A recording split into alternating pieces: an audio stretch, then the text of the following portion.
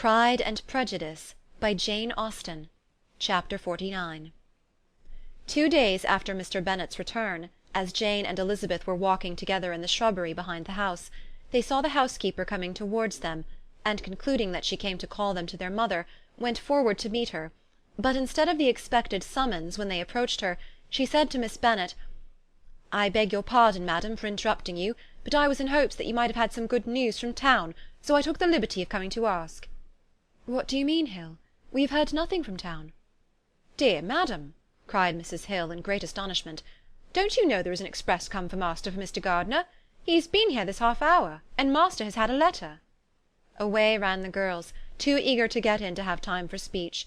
They ran through the vestibule into the breakfast-room, from thence to the library. Their father was in neither, and they were on the point of seeking him upstairs with their mother, when they were met by the butler, who said, "If you are looking for my master, ma'am, he is walking towards the little copse." Upon this information, they instantly passed through the hall once more, and ran across the lawn after their father, who was deliberately pursuing his way towards a small wood on one side of the paddock. Jane, who was not so light nor so much in the habit of running as Elizabeth, soon lagged behind, while her sister, panting for breath, came up with him and eagerly cried out, "Oh, papa, what news? What news? Have you heard from my uncle?" "Yes, I have had a letter from him by express." "Well, and what news does it bring, good or bad?" "What is there of good to be expected?" said he, taking the letter from his pocket. "But perhaps you would like to read it." Elizabeth impatiently caught it from his hand. Jane now came up. "Read it aloud," said their father, "for I hardly know myself what it is about." "Gracechurch Street, Monday, August 2nd. My dear brother, at last I am able to send you some tidings of my niece, and such as, upon the whole, I hope it will give you satisfaction. Soon after you left me on Saturday, I was fortunate enough to find out in what part of London they were. The particulars I reserve till we meet. It is enough to know they are discovered. I have seen them both." "Then it is as I always hoped," cried Jane. "They are married." Elizabeth read on. "I have seen them both. They are not married, nor can I find there was any intention of being so. But if you are willing to perform the engagements which I have ventured to make on your side, I hope it will not be long before they are. All that is required of you is, to assure to your daughter, by settlement, her equal share of the £5,000 secured among your children after the decease of yourself and my sister, and moreover to enter into an agreement of allowing her, during your life, £100 per annum. These are conditions which, considering everything, I had no hesitation in complying with, as far as I thought myself privileged, for you. I shall send this by express, that no time may be lost in bringing me your answer. You will easily comprehend from these particulars that Mr. Wickham's circumstances are not so hopeless as they are generally believed to be. The world has been deceived in that respect, and I am happy to say there will be some little money, even when all his debts are discharged, to settle on my niece, in addition to her own fortune. If, as I conclude will be the case, you send me full powers to act in your name throughout the whole of this business, I will immediately give directions to Haggerston for preparing a proper settlement. There will not be the smallest occasion for your coming to town again. Therefore stay quiet at Longbourn, and depend on my diligence and care. Send back your answer as fast as you can, and be careful to write explicitly. We have judged it best that my niece should be married from this house, of which I hope you will approve. She comes to us to-day. I shall write again as soon as anything more is determined on. Yours, etc., Edward Gardiner." "Is it possible?" cried Elizabeth when she had finished. "Can it be possible that he will marry her?" "Wickham is not so undeserving then as we had thought him," said her sister. "My dear father, I congratulate you." "And have you answered the letter?" cried Elizabeth. "No, but it must be done soon." Most earnestly did she then entreat him to lose no more time before he wrote. "Oh, my dear father," she cried, "come back and write immediately. Consider how important every moment is in such a case." "Let me write for you," said Jane, "if you dislike the trouble yourself." "I dislike it very much," he replied, "but it must be done." And so saying, he turned back with them and walked towards the house. "And may I ask," asked Elizabeth, "but the terms, I suppose, must be complied with." "Complied with? I am only ashamed of his asking so little." "And they must marry. Yet he is such a man." "Yes, yes, they must marry. There is nothing else to be done. But there are two things that I want very much to know. One is, how much money your uncle has laid down to bring it about, and the other, how am I ever to pay him?" "Money? My uncle?" cried Jane. "What do you mean, sir?" I mean that no man in his senses would marry Lydia on so slight a temptation as 100 a year during my life, and 50 after I am gone." "That is very true," said Elizabeth, "though it had not occurred to me before. His debts to be discharged, and something still to remain. Oh, it must be my uncle's doings. Generous, good man, I am afraid he has distressed himself. A small sum could not do all this." "No," said her father. "Wickham's a fool if he takes her with a farthing less than £10,000. I should be sorry to think so ill of him in the very beginning of our relationship." £10,000! Heaven forbid! How is half such a sum to be repaid?" Mr. Bennet made no answer, and each of them, deep in thought, continued silent till they reached the house. Their father then went on to the library to walk, and the girls walked into the breakfast-room. "And they are really to be married!" cried Elizabeth, as soon as they were by themselves. "How strange this is! And for this we are to be thankful. That they should marry, small as is their chance of happiness, and wretched as is his character, we are forced to rejoice. Oh, Lydia!" "I comfort myself with thinking," replied Jane, "that he certainly would not marry Lydia if he had not a real regard for her. Though our kind uncle has done something towards clearing him, I cannot believe that £10,000, or anything like it, has been advanced. He has children of his own, and may have more. How could he spare half £10,000? "If he were ever able to learn what Wickham's debts have been," said Elizabeth, "and how much is settled on his side on our sister, we shall exactly know what Mr. Gardiner has done for them, because Wickham has not a sixpence of his own. The kindness of my uncle and aunt can never be requited. Their taking her home, and affording her their personal protection and countenance, is such a sacrifice to her advantage as years of gratitude cannot enough acknowledge. By this time she is actually with them. If such goodness does not make her miserable now, she will never deserve to be happy. What a meeting for her, when she first sees my aunt!" "We must endeavour to forget all that is past on either side," said Jane. "I hope and trust they will yet be happy. His consenting to marry her is a proof, I will believe, that he has come to a right way of thinking. Their mutual affection will steady them, and I flatter myself they will settle so quietly, and live in so rational a manner, as may in time make their past imprudence forgotten." "Their conduct has been such," replied Elizabeth, "as neither you nor I nor anybody can ever forget. It is useless to talk of it." It now occurred to the girls that their mother was in all likelihood perfectly ignorant of what had happened. They went to the library, therefore, and asked their father whether he would not wish them to make it known to her. He was writing, and without raising his head, coolly replied, "Just as you please." "May we take my uncle's letter to read to her?" "Take whatever you like, and get away." Elizabeth took the letter from his writing-table, and they went upstairs together. Mary and Kitty were both with Mrs. Bennet. One communication would, therefore, do for all. After a slight preparation for good news, the letter was read aloud. Mrs. Bennet could hardly contain herself. As soon as Jane had read Mr. Gardiner's hope of Lydia's being soon married, her joy burst forth, and every following sentence added to its exuberance. She was now in an irritation as violent from delight as she had ever been fidgety from alarm and vexation. To know that her daughter would be married was enough. She was disturbed by no fear for her felicity, nor humbled by any remembrance of her misconduct. "My dear, dear Lydia!" she cried. "This is delightful indeed. She will be married. I shall see her again. She will be married at 16. My good, kind brother! I knew how it would be. I knew he would manage everything. How I long to see her, and to see dear Wickham too! Oh, but the clothes, the wedding clothes! I will write to my sister Gardiner about them directly. Lizzie, my dear, run down to your father and ask him how much he will give her. Oh, stay, stay, I will go myself. Ring the bell, Kitty, for Hill. I will put on my things in a moment. My dear, dear Lydia, how merry we shall be together when we meet!" Her eldest daughter endeavoured to give some relief to the violence of these transports by leading her thoughts to the obligations which Mr. Gardiner's behaviour laid them all under. "For we must attribute this happy conclusion," she added, "in a great measure to his kindness. We are persuaded that he has pledged himself to assist Mr. Wickham with money." "Well," cried her mother, "it is all very right. Who should do it but her own uncle? If he had not a family of his own, I and my children must have had all his money, you know, and it is the first time we had ever had anything from him except a few presents. Well, I am so happy. In a short time I shall have a daughter married. Mrs. Wickham! How well it sounds! And she was only 16 last June. My dear Jane, I am in such a flutter that I am sure I can't write, so I will dictate and you will write for me. We will settle with your father about the money afterwards, but the things should be ordered immediately."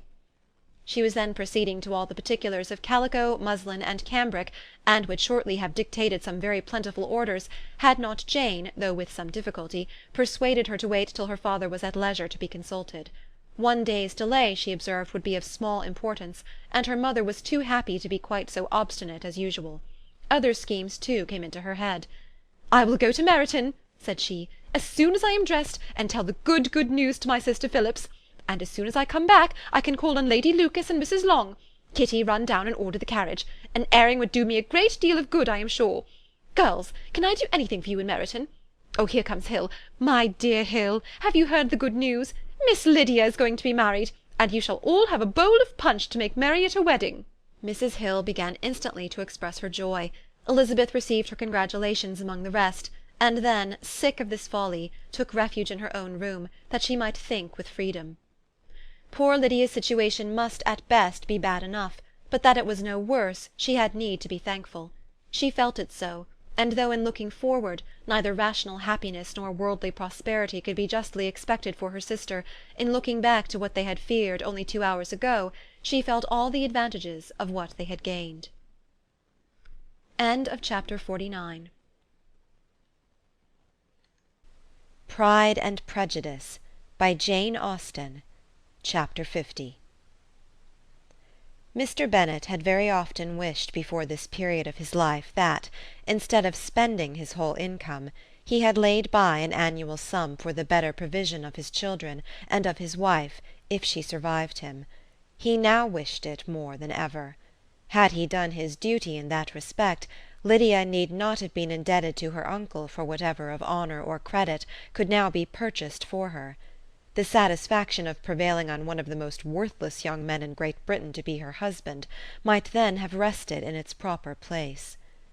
He was seriously concerned that a cause of so little advantage to any one should be forwarded at the sole expense of his brother-in-law, and he was determined, if possible, to find out the extent of his assistance, and to discharge the obligation as soon as he could. When first Mr. Bennet had married, economy was held to be perfectly useless, for of course they were to have a son.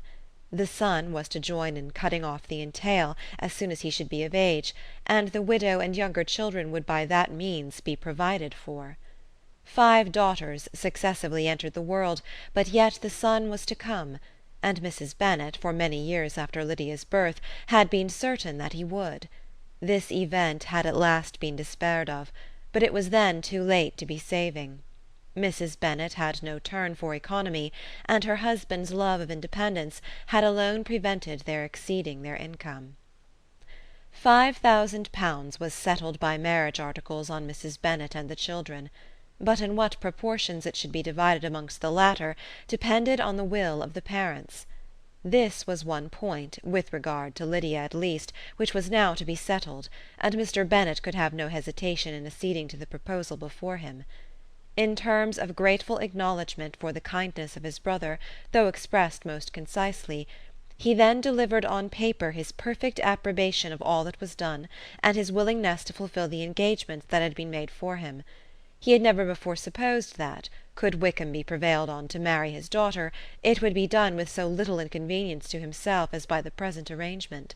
He would scarcely be £10 a year the loser by the 100 that was to be paid them. For what with her board and pocket allowance, and the continual presents and money which passed to her through her mother's hands, Lydia's expenses had been very little within that sum. That it would be done with such trifling exertion on his side too was another very welcome surprise, for his wish at present was to have as little trouble in the business as possible. When the first transports of rage which had produced his activity in seeking her were over, he naturally returned to all his former indolence. His letter was soon dispatched, for, though dilatory in undertaking business, he was quick in its execution. He begged to know further particulars of what he was indebted to his brother, but was too angry with Lydia to send any message to her. The good news spread quickly through the house, and with proportionate speed through the neighbourhood. It was borne in the latter with decent philosophy. To be sure, it would have been more for the advantage of conversation had Miss Lydia Bennet come upon the town, or, as the happiest alternative, been secluded from the world in some distant farmhouse. But there was much to be talked of in marrying her, and the good-natured wishes for her well-doing which had proceeded before from all the spiteful old ladies in Meryton lost but a little of their spirit in this change of circumstances, because with such a husband her misery was considered certain.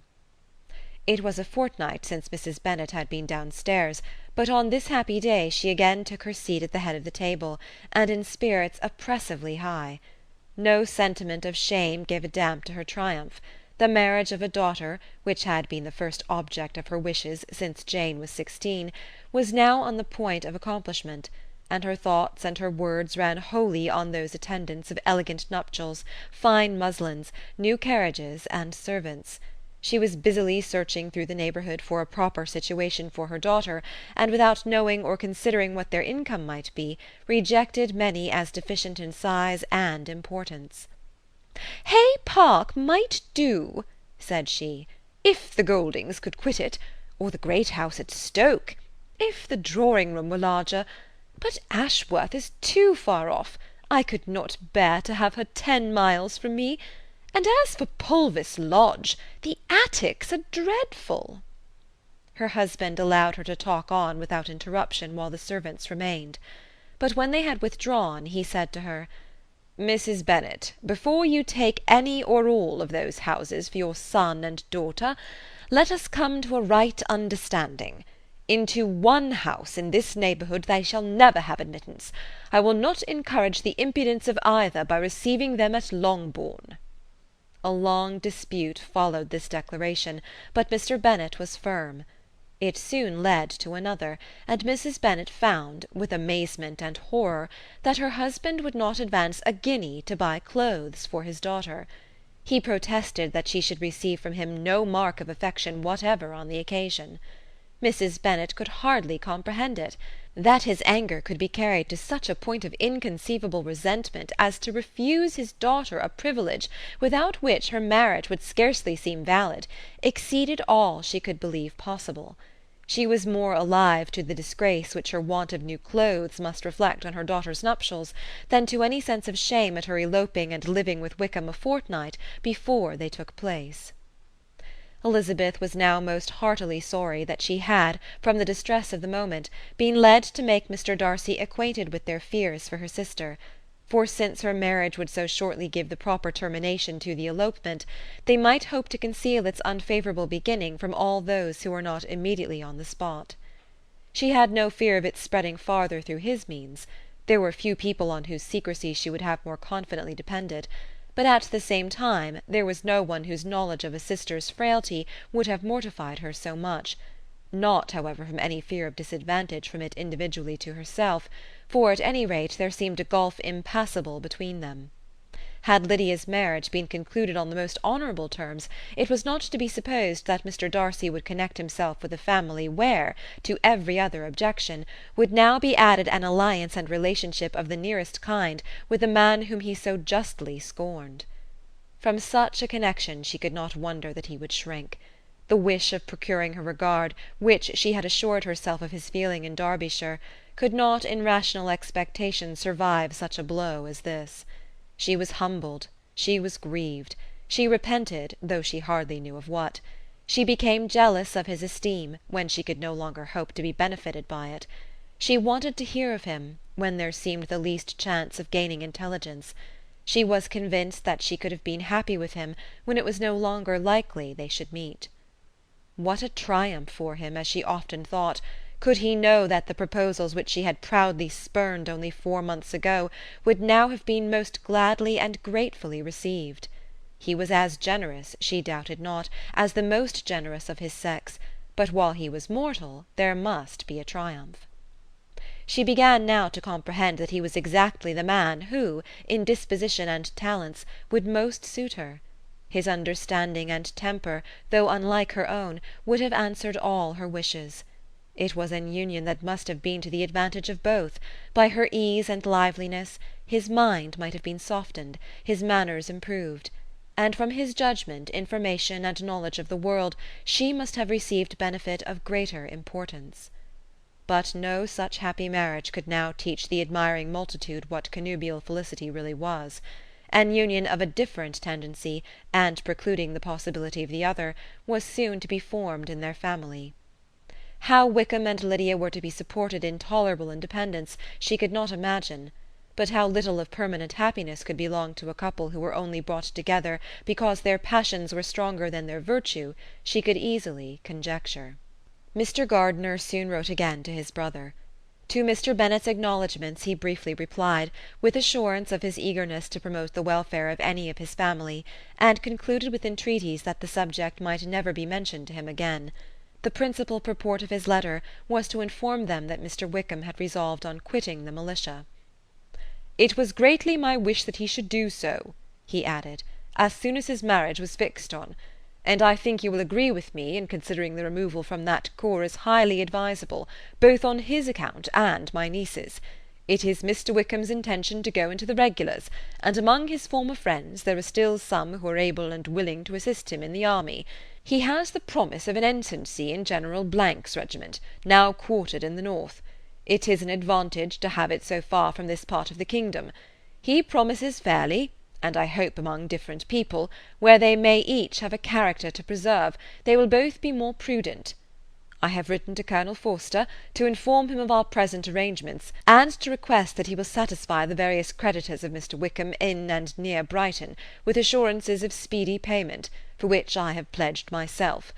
And will you give yourself the trouble of carrying similar assurances to his creditors in Meryton, of whom I shall subjoin a list according to his information. He has given in all his debts. I hope at least he has not deceived us. Haggerston has our directions, and all will be completed in a week. They will then join his regiment, unless they are first invited to Longbourn, and I understand from Mrs. Gardiner that my niece is very desirous of seeing you all before she leaves the south. She is well, and begs to be dutifully remembered to you and your mother. Yours, etc., E. Gardiner. Mr. Bennet and his daughters saw all the advantages of Wickham's removal from the Blankshire as clearly as Mr. Gardiner could do. But Mrs. Bennet was not so well pleased with it. Lydia's being settled in the north, just when she had expected most pleasure and pride in her company, for she had by no means given up her plan of their residing in Hertfordshire, was a severe disappointment, and besides it was such a pity that Lydia should be taken from a regiment where she was acquainted with everybody, and had so many favourites. "She is so fond of Mrs. Forster," said she, "it will be quite shocking to send her away. And there are several of the young men, too, that she likes very much.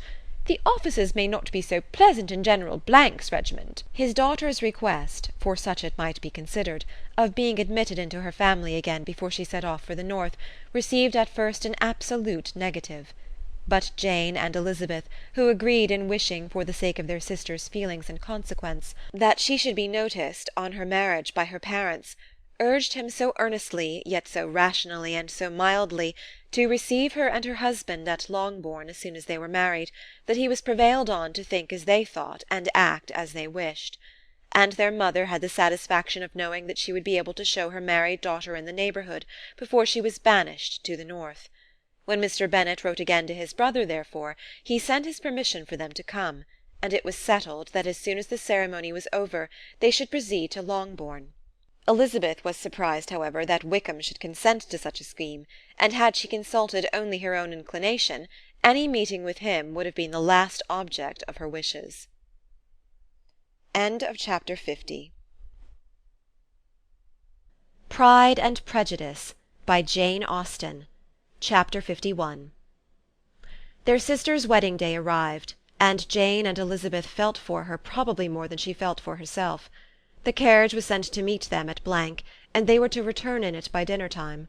Their arrival was dreaded by the elder Miss Bennets, and Jane more especially, who gave Lydia the feelings which would have attended herself had she been the culprit, and was wretched in the thought of what her sister must endure.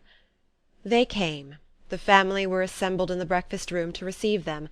Smiles decked the face of Mrs. Bennet as the carriage drove up to the door. Her husband looked impenetrably grave, her daughters alarmed, anxious, uneasy. Lydia's voice was heard in the vestibule, the door was thrown open, and she ran into the room. Her mother stepped forwards, embraced her, and welcomed her with rapture, gave her hand with an affectionate smile to Wickham, who followed his lady, and wished them both joy with an alacrity which showed no doubt of their happiness. Their reception from Mr. Bennet, to whom they then turned, was not quite so cordial. His countenance rather gained in austerity, and he scarcely opened his lips. The easy assurance of the young couple, indeed, was enough to provoke him. Elizabeth was disgusted, and even Miss Bennet was shocked. Lydia was Lydia still, untamed, unabashed, wild, noisy, and fearless. She turned from sister to sister, demanding their congratulations, and when at length they all sat down, looked eagerly round the room, took notice of some little alteration in it, and observed with a laugh that it was a great while since she had been there. Wickham was not at all more distressed than herself, but his manners were always so pleasing that had his character and his marriage been exactly what they ought, his smiles and his easy address, while he claimed their relationship, would have delighted them all. Elizabeth had not before believed him quite equal to such assurance, but she sat down, resolving within herself to draw no limits in future to the impudence of an impudent man. She blushed, and Jane blushed, but the cheeks of the two who caused their confusion suffered no variation of colour. There was no want of discourse. The bride and her mother could neither of them talk fast enough, and Wickham, who happened to sit near Elizabeth, began inquiring after his acquaintance in that neighbourhood, with a good-humoured ease which she felt very unable to equal in her replies. They seemed each of them to have the happiest memories in the world. Nothing of the past was recollected with pain, and led Lydia involuntarily to subjects which her sisters would not have alluded to for the world. "Only think of its being 3 months," she cried, "since I went away! It seems but a fortnight, I declare, and yet there have been things enough happened in the time. Good gracious, when I went away I am sure I had no more idea of being married till I came back again, though I thought it would be very good fun if I was." Her father lifted up his eyes. Jane was distressed. Elizabeth looked expressively at Lydia, but she, who never heard or saw anything of which she chose to be insensible, gaily continued, "Oh, mamma, do the people hereabouts know I am married to-day? I was afraid they might not, and we overtook William Golding in his curricle, so I was determined he should know it, and so I let down the side-glass next to him, and took off my glove, and let my hand just rest upon the window-frame, so that he might see the ring, and then I bowed and smiled like anything." Elizabeth could bear it no longer. She got up and ran out of the room, and returned no more, till she heard them passing through the hall to the dining-parlour. She then joined them soon enough to see Lydia, with anxious parade, walk up to her mother's right hand, and hear her say to her eldest sister, "Ah, Jane, I take your place now, and you must go lower, because I am a married woman." It was not to be supposed that time would give Lydia that embarrassment from which she had been so wholly free at first. Her ease and good spirits increased. She longed to see Mrs. Phillips, the Lucases, and all their other neighbours, and to hear herself called Mrs. Wickham by each of them, and in the meantime she went after dinner to show her ring, and boast of being married, to Mrs. Hill and the 2 housemaids. "Well, mamma," said she, when they were all returned to the breakfast-room, "and what do you think of my husband? Is he not a charming man? I am sure my sisters must all envy me. I only hope they may have half my good luck. They must all go to Brighton. That is the place to get husbands. What a pity it is, mamma, we did not all go." "Very true, and if I had my will we should. But, my dear Lydia, I don't at all like your going such a way off. Must it be so?" "Oh, Lord, yes, there is nothing in that. I shall like it of all things. You and papa and my sisters must come down and see us. We shall be at Newcastle all the winter, and I dare say there will be some balls, and I will take good care to get partners for them all." "I should like it beyond anything," said her mother. "And then, when you go away, you may leave 1 or 2 of my sisters behind you, and I dare say I shall get husbands for them before the winter is over." "I thank you for my share of the favour," said Elizabeth, "but I do not particularly like your way of getting husbands." Their visitors were not to remain above 10 days with them. Mr. Wickham had received his commission before he left London, and he was to join his regiment at the end of a fortnight. No one but Mrs. Bennet regretted that their stay would be so short, and she made the most of the time by visiting about with her daughter and having very frequent parties at home. These parties were acceptable to all. To avoid a family circle was even more desirable to such as did think than such as did not. Wickham's affection for Lydia was just what Elizabeth had expected to find it, not equal to Lydia's for him. She had scarcely needed her present observation to be satisfied, from the reason of things, that their elopement had been brought on by the strength of her love rather than by his, and she would have wondered why, without violently caring for her, he chose to elope with her at all, had she not felt certain that his flight was rendered necessary by distress of circumstances, and if that were the case, he was not the young man to resist an opportunity of having a companion. Lydia was exceedingly fond of him. He was her dear Wickham on every occasion. No one was to be put in competition with him. He did everything best in the world, and she was sure he would kill more birds on the 1st of September than anybody else in the country. One morning, soon after their arrival, as she was sitting with her two elder sisters, she said to Elizabeth, "Lizzie, I never gave you an account of my wedding, I believe. You were not by when I told mamma and the others all about it. Are not you curious to hear how it was managed?" "Not really," replied Elizabeth. "I think there cannot be too little said on the subject." "La, you are so strange! But I must tell you how it went off. We were married, you know, at St. Clement's, because Wickham's lodgings were in that parish, and it was settled that we should all be there by 11 o'clock. My uncle and aunt and I were to go together, and the others were to meet us at the church. Well, Monday morning came, and I was in such a fuss. I was so afraid, you know, that something would happen to put it off, and then I should have gone quite distracted. And there was my aunt, all the time I was dressing, preaching, and talking away just as if she was reading a sermon. However, I did not hear above 1 word in 10, for I was thinking, you may suppose, of my dear Wickham. I longed to know whether he would be married in his blue coat. Well, and so we breakfasted at 10 as usual. I thought it would never be over, for by the by you are to understand that my uncle and aunt were horrid unpleasant all the time I was with them. If you'll believe me, I did not once put my foot out of doors, though I was there a fortnight, not one party or scheme or anything. To be sure, London was rather thin, but however the little theatre was open. Well, and so just as the carriage came to the door, my uncle was called away upon business to that horrid man, Mr. Stone. And then, you know, when once they got together, there is no end of it. Well, I was so frightened I did not know what to do, for my uncle was to give me away, and if we were beyond the hour we could not be married all day. But luckily he came back again in 10 minutes' time, and then we all set out. However, I recollected afterwards that if he had been prevented going, the wedding need not be put off, for Mr. Darcy might have done as well." "Mr. Darcy?" repeated Elizabeth in utter amazement. "Oh, yes, he was to come there with Wickham, you know. Oh, but gracious me! I quite forgot. I ought not to have said a word about it. I promised them so faithfully. What will Wickham say? It was to be such a secret." "If it was to be a secret," said Jane, "say not another word on the subject. You may depend upon my seeking no further." "Oh, certainly," said Elizabeth, though burning with curiosity. "We will ask you no questions." "Thank you," said Lydia, "for if you did, I should certainly tell you all, and then Wickham would be angry."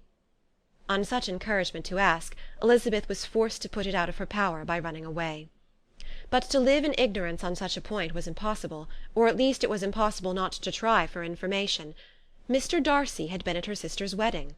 It was exactly a scene, and exactly among people where he had apparently least to do, and least temptation to go. Conjectures as to the meaning of it, rapid and wild, hurried into her brain, but she was satisfied with none. Those that best pleased her, as placing his conduct in the noblest light, seemed most improbable.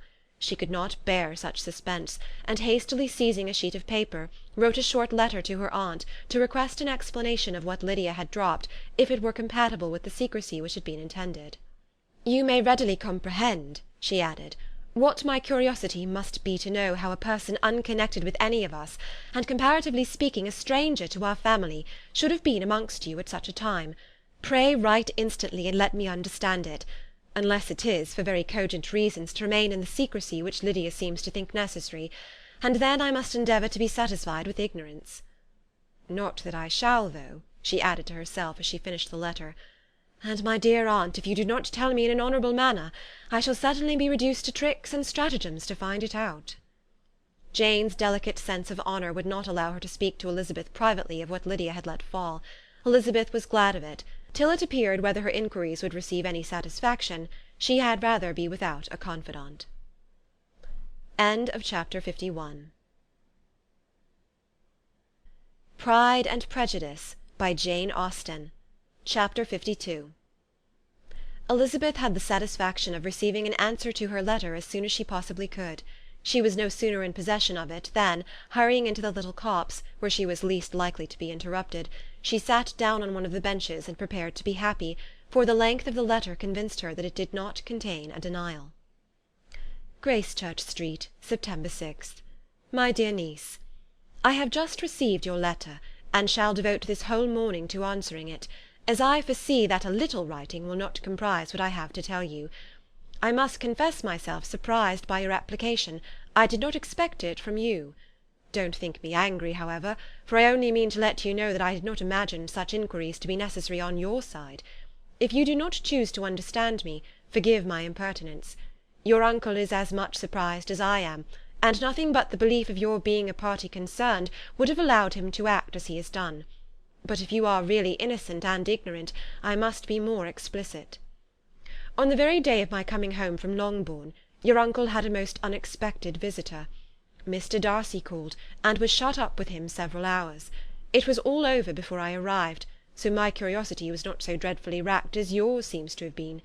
He came to tell Mr. Gardiner that he had found out where your sister and Mr. Wickham were, and that he had seen and talked with them both, Wickham repeatedly, Lydia once. From what I can collect, he left Derbyshire only one day after ourselves, and came to town with the resolution of hunting for them. The motive professed was his conviction of its being owing to himself that Wickham's worthlessness had not been so well known as to make it impossible for any young woman of character to love or confide in him. He generously imputed the whole to his mistaken pride, and confessed that he had before thought it beneath him to lay his private actions open to the world. His character was to speak for itself. He called it, therefore, his duty to step forward, and endeavour to remedy an evil which had been brought on by himself. If he had another motive, I am sure it would never disgrace him.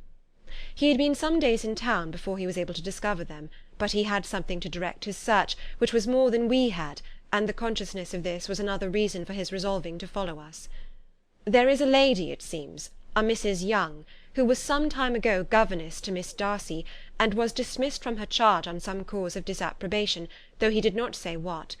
She then took a large house in Edward Street, and has since maintained herself by letting lodgings. This Mrs. Young was, he knew, intimately acquainted with Wickham, and he went to her for intelligence of him as soon as he got to town. But it was 2 or 3 days before he could get from her what he wanted. She would not betray her trust, I suppose, without bribery and corruption, for she really did know where her friend was to be found.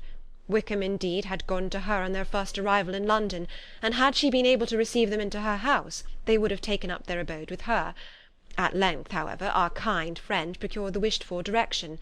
They were in Street. He saw Wickham, and afterwards insisted on seeing Lydia. His first object with her, he acknowledged, had been to persuade her to quit her present disgraceful situation, and return to her friends as soon as they could be prevailed on to receive her, offering his assistance as far as it would go. But he found Lydia absolutely resolved on remaining where she was. She cared for none of her friends, she wanted no help of his, she would not hear of leaving Wickham. She was sure they should be married some time or other, and it did not much signify when. Since such were her feelings, it only remained, he thought, to secure and expedite a marriage, which in his very first conversation with Wickham he easily learnt had never been his design. He confessed himself obliged to leave the regiment, on account of some debts of honour which were very pressing, and scrupled not to lay the ill consequences of Lydia's flight on her own folly alone. He meant to resign his commission immediately, and as to his future situation, he could conjecture very little about it. He must go somewhere, but he did not know where, and he knew he should have nothing to live on. Mr. Darcy asked him why he had not married your sister at once. Though Mr. Bennet was not imagined to be very rich, he would have been able to do something for him, and his situation must have been benefited by marriage. But he found in reply to this question that Wickham still cherished the hope of more effectually making his fortune by marriage in some other country. Under such circumstances, however, he was not likely to be proof against the temptation of immediate relief. They met several times, for there was much to be discussed. Wickham, of course, wanted more than he could get, but at length was reduced to be reasonable. Everything being settled between them, Mr. Darcy's next step was to make your uncle acquainted with it, and he first called in Gracechurch Street the evening before I came home. But Mr. Gardiner could not be seen, and Mr. Darcy found, on further inquiry, that your father was still with him, but would quit town the next morning. He did not judge your father to be a person whom he could so properly consult as your uncle, and therefore readily postponed seeing him till after the departure of the former. He did not leave his name, and till the next day it was only known that a gentleman had called on business. On Saturday he came again. Your father was gone, your uncle at home, and, as I said before, they had a great deal of talk together. They met again on Sunday, and then I saw him too, It was not all settled before Monday. As soon as it was, the express was sent off to Longbourn. But our visitor was very obstinate. I fancy, Lizzy, that obstinacy is the real defect of his character after all. He has been accused of many faults at different times, but this is the true one. Nothing was to be done that he did not do himself, though I am sure, and I do not speak it to be thanked, therefore say nothing about it, your uncle would most readily have settled the whole. They battled it together for a long time, which was more than either the gentleman or lady concerned in it deserved. But at last your uncle was forced to yield, and instead of being allowed to be of use to his niece, was forced to put up with only having the probable credit of it, which went sorely against the grain, and I really believe your letter this morning gave him great pleasure, because it required an explanation that would rob him of his borrowed feathers, and give the praise where it was due. But, Lizzy, this must go no farther than yourself, or Jane at most. You know pretty well, I suppose, what has been done for the young people. His debts are to be paid, amounting, I believe, to considerably more than £1,000, another 1,000 in addition to her own settled upon her, and his commission purchased. The reason why all this was to be done by him alone was such as I have given above. It was owing to him, to his reserve and want of proper consideration, that Wickham's character had been so misunderstood, and consequently that he had been received and noticed as he was. Perhaps there was some truth in this, though I doubt whether his reserve, or anybody's reserve, can be answerable for the event. But in spite of all this fine talking, my dear Lizzy, you may rest perfectly assured that your uncle would never have yielded, if we had not given him credit for another interest in the affair. When all this was resolved on, he returned again to his friends, who were still staying at Pemberley, but it was agreed that he should be in London once more when the wedding took place, and all money matters were then to receive the last finish. I believe I have now told you everything. It is a relation which you tell me is to give you great surprise. I hope at least it will not afford you any displeasure. Lydia came to us, and Wickham had constant admission to the house.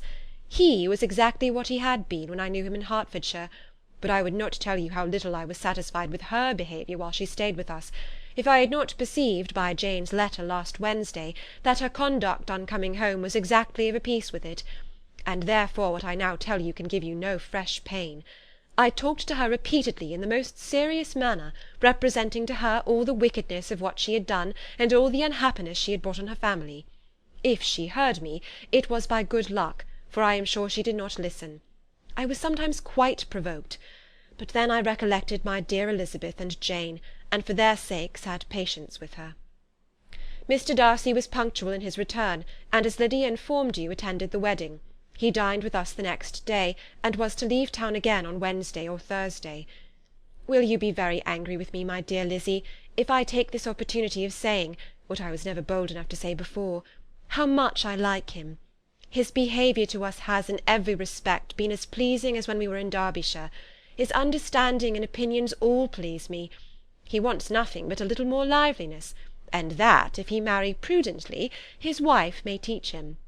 I thought him very sly. He hardly ever mentioned your name. But slyness seems the fashion. Pray forgive me if I have been very presuming, or at least do not punish me so far as to exclude me from P. I shall never be quite happy till I have been all round the park. A low phaeton, with a nice little pair of ponies, would be the very thing. But I must write no more. The children have been wanting me this half hour. Yours very sincerely, M. Gardiner. The contents of this letter threw Elizabeth into a flutter of spirits, in which it was difficult to determine whether pleasure or pain bore the greatest share. The vague and unsettled suspicions which uncertainty had produced of what Mr. Darcy might have been doing to forward her sister's match, which she had feared to encourage as an exertion of goodness too great to be probable, and at the same time dreaded to be just, from the pain of obligation, were proved beyond their greatest extent to be true. He had followed them purposely to town, he had taken on himself all the trouble and mortification attendant on such a research, in which supplication had been necessary to a woman whom he must abominate and despise, and where he was reduced to meet, frequently meet, reason with, persuade, and finally bribe, the man whom he always most wished to avoid, and whose very name it was punishment to him to pronounce. He had done all this for a girl whom he could neither regard nor esteem.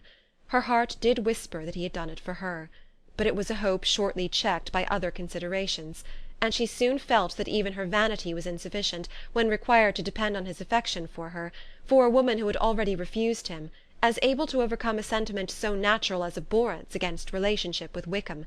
Brother-in-law of Wickham! Every kind of pride must revolt from the connection.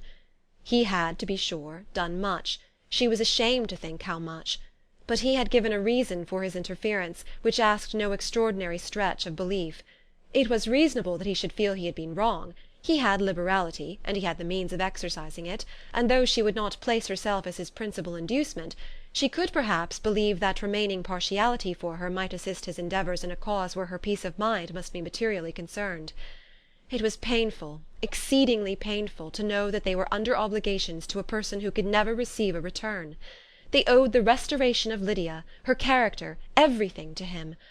Oh, how heartily did she grieve over every ungracious sensation she had ever encouraged, every saucy speech she had ever directed towards him. For herself she was humbled, but she was proud of him, proud that in a cause of compassion and honour he had been able to get the better of himself. She read over her aunt's commendation of him again and again.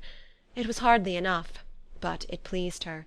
She was even sensible of some pleasure, though mixed with regret, on finding how steadfastly both she and her uncle had been persuaded that affection and confidence subsisted between Mr. Darcy and herself. She was roused from her seat and her reflections by some one's approach, and before she could strike into another path she was overtaken by Wickham. "I am afraid I interrupt your solitary ramble, my dear sister," said he as he joined her. "You certainly do," she replied with a smile, "but it does not follow that the interruption must be unwelcome." "I should be sorry indeed if it were. We were always good friends, and now we are better." "True. Are the others coming out?" "I do not know. Mrs. Bennet and Lydia are going in the carriage to Meryton. And so, my dear sister, I find from our uncle and aunt that you have actually seen Pemberley." She replied in the affirmative. "I almost envy you the pleasure, and yet I believe it would be too much for me, or else I could take it in my way to Newcastle. And you saw the old housekeeper, I suppose? Poor Reynolds, she was always very fond of me, but of course she did not mention my name to you." "Yes, she did." "And what did she say?" "That you were gone into the army, and she was afraid had not turned out well. At such a distance as that, you know, things are strangely misrepresented." "Certainly," he replied, biting his lips. Elizabeth hoped she had silenced him, but he soon afterwards said, "I was surprised to see Darcy in town last month. We passed each other several times. I wonder what he can be doing there." "Perhaps preparing for his marriage with Mr. Berg," said Elizabeth. "It must be something particular to take him there at this time of year." "Undoubtedly. Did you see him while you were at Lambton? I thought I understood from the gardeners that you had." "Yes, he introduced us to his sister." "And do you like her?" "Very much." "I have heard, indeed, that she is uncommonly improved within this year or two. When I last saw her she was not very promising. I am very glad you liked her. I hope she will turn out well." "I dare say she will. She has got over the most trying age." "Did you go by the village of Kympton?" "I do not recollect that we did." "I mention it because it is the living which I ought to have had. A most delightful place. Excellent parsonage house. It would have suited me in every respect." "How should you have liked making sermons?" "Exceedingly well. I should have considered it as part of my duty, and the exertion would have been nothing. One ought not to repine, but to be sure it would have been such a thing for me. The quiet, the retirement of such a life would have answered all my ideas of happiness. But it was not to be. Did you ever hear Darcy mention the circumstance when you were in Kent?" "I have heard from authority, which I thought as good, that it was left you conditionally only, and at the will of the present patron." "You have? Yes, there was something in that. I told you so from the first, you may remember." "I did hear, too, that there was a time when sermon-making was not so palatable to you as it seems to be at present, that you actually declared your resolution of never taking orders, and that the business had been compromised accordingly." "You did? And it was not wholly without foundation. You may remember what I told you on that point when first we talked of it."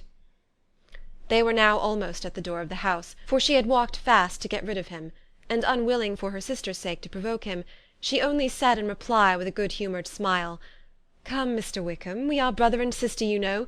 Do not let us quarrel about the past. In future, I hope we shall always be of one mind." She held out her hand, he kissed it with affectionate gallantry, though he hardly knew where to look, and they entered the house. Chapter 53